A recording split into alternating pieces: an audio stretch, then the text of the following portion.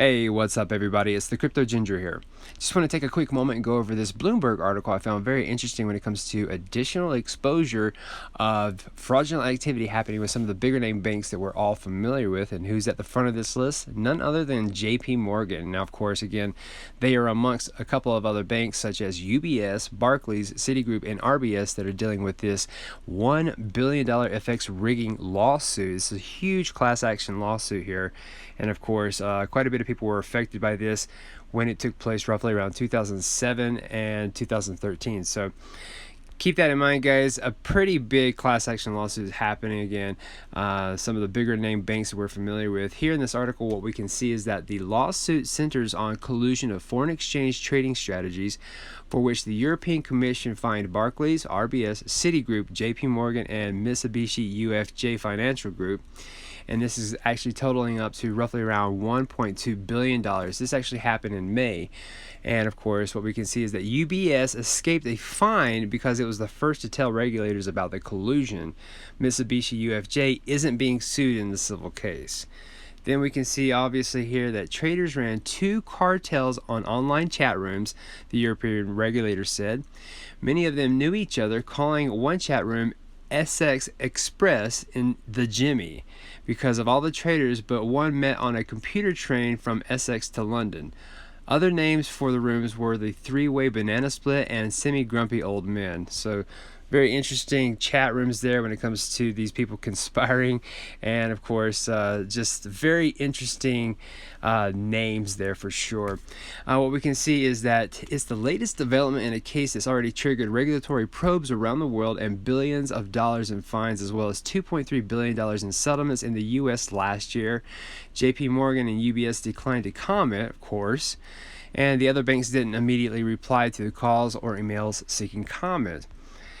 Now, some of this is just basically talking points from those who were, a little bit more involved with this, or at least have a better understanding. But what we can see here, again, this is a very big class action lawsuit with some of the biggest name banks out there.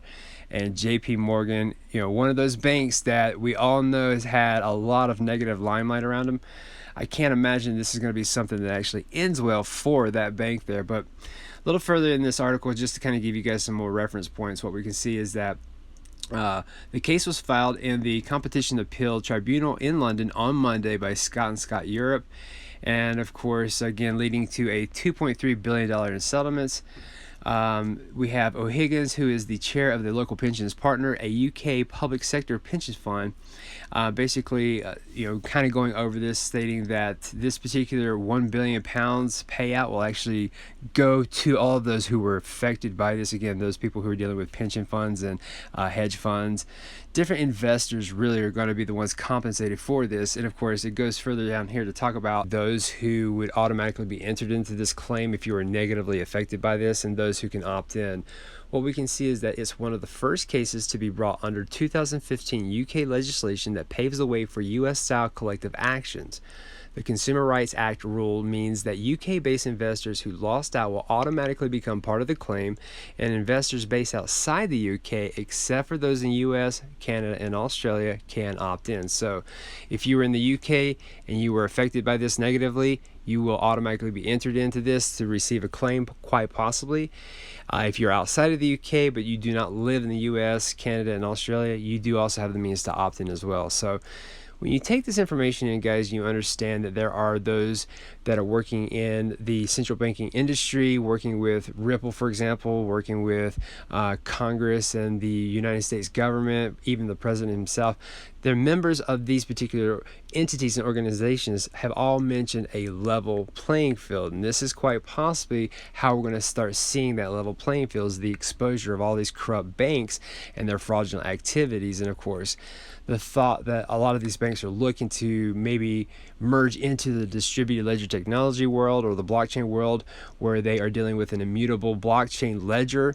That information is secure and it stays there, so you can't make those changes like they frequently and easily can in the old banking system. So maybe the future of fintech and of course distributed ledger technology and blockchain technology will actually help create that level playing field for a lot of these banks here. So again, just some more exposure of what's happening when it comes to some of these corrupt banks, and JPMorgan being at the forefront of this right here, guys.